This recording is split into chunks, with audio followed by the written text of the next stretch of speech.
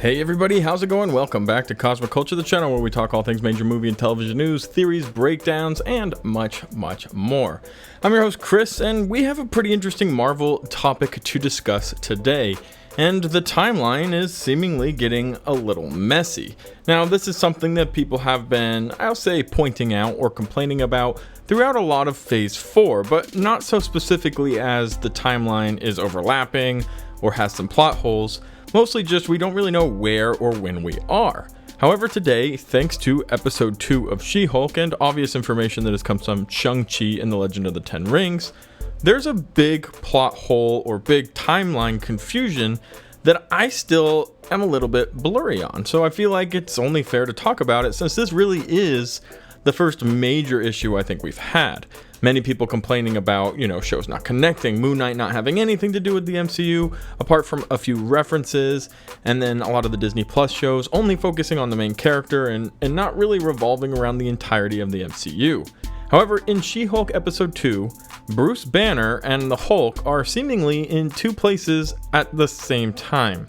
So we're going to have to discuss about this and see if we can come up with a proper solution, or is this just an oversight? If you haven't already, consider subscribing to the channel and turn on that notification bell so you don't miss out on any of our other major movie and television news updates happening daily here on the channel. You can also follow me on my other socials, Instagram at Chris M. Rosser and Twitter at The Culture Chris. Links to both of these are in the description down below. So we need to talk about Shang-Chi and the Legend of the Ten Rings to first understand where we're coming at. And again, the timeline is been a little fuzzy, so it's hard for us to 100% nail down exactly where we are, which is the only saving grace of this conversation is, well, we don't know exactly where the timeline is.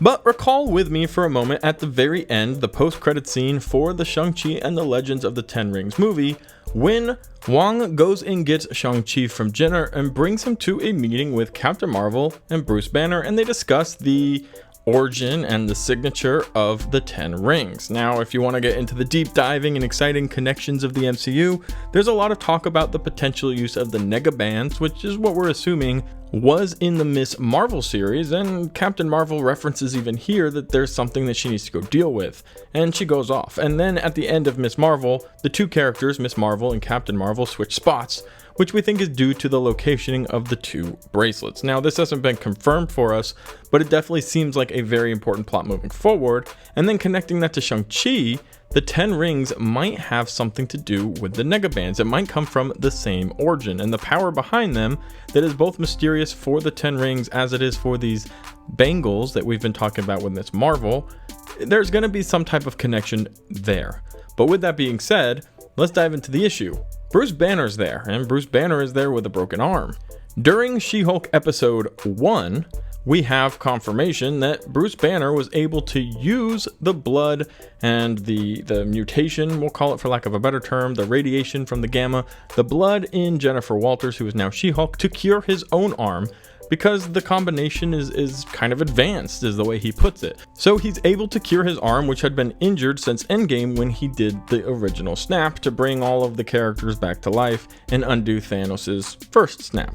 We also saw in the first episode of She-Hulk that with that hurt arm he also had a bracelet that allowed him to be not in Hulk form. Now, although since Endgame he's had this ability to merge the two consciousnesses, he hasn't really not been in Hulk form. He's just been existing as Smart Hulk. So this prototype, as he explains, bracelet allowed him to remain in the Bruce Banner form, which is how we saw him in Shang-Chi. And we had a lot of questions about that as well. So we have an answer for this whole Shang-Chi appearance of Bruce Banner, who to our knowledge has been Professor Hulk this whole time.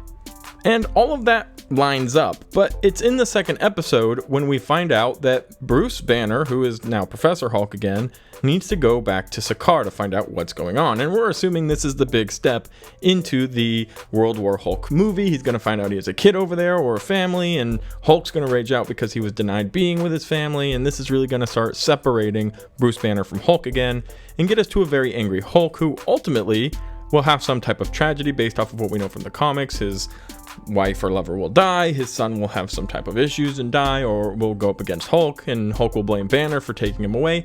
Whichever direction they plan to go with, this seems to be the stepping stone to that. So now Smart Hulk, without his Banner making bracelet or a bad arm due to the events of She-Hulk is in a ship headed back to Sakaar. So that'll probably be the end of Hulk showing up in She-Hulk, besides maybe a post-credit scene teasing the possibility of the World War Hulk series or whatever Hulk project will be coming up. I'm very excited for that, and maybe we'll even get an announcement or a little teaser for this during D23. But moving past that, this is where the timeline starts to get a little blurry. We find out right after this conversation that Jennifer Walters has with Hulk that she's going to take on the Abomination's case. That was why she called him before he flew off into space, or while he was flying off into space, to get permission to take on Emil's case. Well, he says it's fine. She was planning on doing it anyway, so she calls her new boss and says, yes, I'm in, let's do it. And he tells her to turn on the news. And it becomes, or is, big huge news flash that Abomination escaped prison, and this is going to severely affect the job Jennifer Walters has to do as She-Hulk, as Abomination's lawyer, in order to help him with his parole hearing, because now he's escaped prison. There's footage of Abomination and Wong fighting, the exact same footage that we saw during Shang-Chi and the Legend of the Ten Rings with Abomination and Wong, and then it's been revealed that Abomination also returned to prison. So it's possible that this was old news that was recently revealed through videos, but as it seems, this is happening in real time. She met with Abomination. Since then, Abomination left and came back. So here's the issue. The post-credit scene for Shang-Chi and the Legend of the Ten Rings came at the very least, a few days after the event where Abomination and Wong had a fight. Because they go back and they find the whole secret world, and then they go and prepare for battle, then they have the big fight, and Shang-Chi has to fight his dad. That's all a few days at the very least later, and they even make it back from China all the way to America, which again, add a couple days for traveling, all of that. Let's just be real about that. That is the moment when we see Bruce Banner with a broken arm meeting with Captain Marvel and Wong talking about the signature of the 10 rings. Also, if you take into account the timing of this exact conversation with Hulk and Jennifer Walters, when it becomes apparent that Abomination escaped prison, that doesn't add up. So we seemingly have a massive time slot plot hole for where the Hulk is, where Bruce Banner is, when was his arm broken, when was his arm not broken, when did he leave to go to Sakaar. All of these big questions that are being asked around a very important character in the Hulk, who is an original Avenger, one of the few that still remain, and has an important role coming up after whatever happens in Sakaar happens. Also, these relics, the nega bands that we're seeing from Ms. Marvel and the 10 rings, are also seemingly very important, as they are leading to the origin of something, whether it's a celestial connection or they're coming from some type of other force that we're going to probably start getting more information about during Captain Marvel 2, The Marvels, and all of these different details. I just would hate to see Marvel start to get a little sloppy with some of these timelines and these connections. Now, I think it is definitely apparent that they're stepping up their game as we move into phase 5, into phase 6. And I know a lot of you guys have been complaining about phase 4, how nothing's really happened, it's really a slow build. Personally, I've been okay with that. But there have been a lot of projects coming out. We originally were getting 3 movies, sometimes even 2 movies a year from the beginning back in 2008 through Avengers Infinity War, the ending with Endgame. Now we're getting 4+ movies and 4+ projects on Disney Plus a year. And we're moving through this entire phase and this entire saga way faster than when we originally started this. So there's a lot of moving parts, a lot of different directors, a lot of different conversations that have to be had. And really, Kevin Feige is the glue holding this all together. So it would be feasible that a mistake or miscommunication or some type of issue or oversight has caused for a little bit of timing on this whole Hulk locationing error to actually be apparent.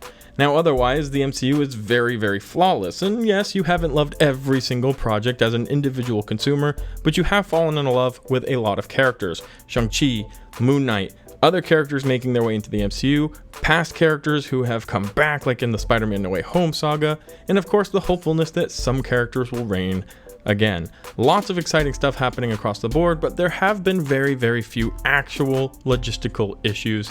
This is really the first one I've seen. Now, not liking a project is completely personal and opinionated. An actual issue with the timeline, a plot hole in overall logistics, that's a problem. Now, this is a very, very minimal one. Let's be real. I'm definitely nitpicking here. I'm definitely not grasping at straws, as there is a very clear issue, but it's not the end of the world. I just hope that in the future, Marvel continues to be as pristine and as perfect as they have been in the past with all of their timelines and organization, so we don't have mega huge holes and issues and people ripping apart the MCU, because it is in the details where we find ourselves the strongest. But let me know what you think about this in the comment section down below. Quite honestly, this entire conversation has been an interesting one. The direction that Shang-Chi and the Negabands might be heading, and the connection to Bruce Banner, who's now on his way to Sakaar to potentially become the rageful, angry Hulk that we've all been missing, and the overall underlining connection that is Kang with Ant-Man and the Wasp, who will be coming out for Kang Dynasty leading to Secret Wars. We know the Fantastic Four are coming. Mutants are being teased at. We're at a very exciting point in the MCU, but with a lot of moving parts means we need a lot of fine detail, so let me know what you think down below. As always, thank you to everybody watching the very end of the video. If you found it helpful, useful, or entertaining, consider subscribing and turning on that notification bell, and I'll be sure to catch you guys all in the next one right here on Cosmic Culture.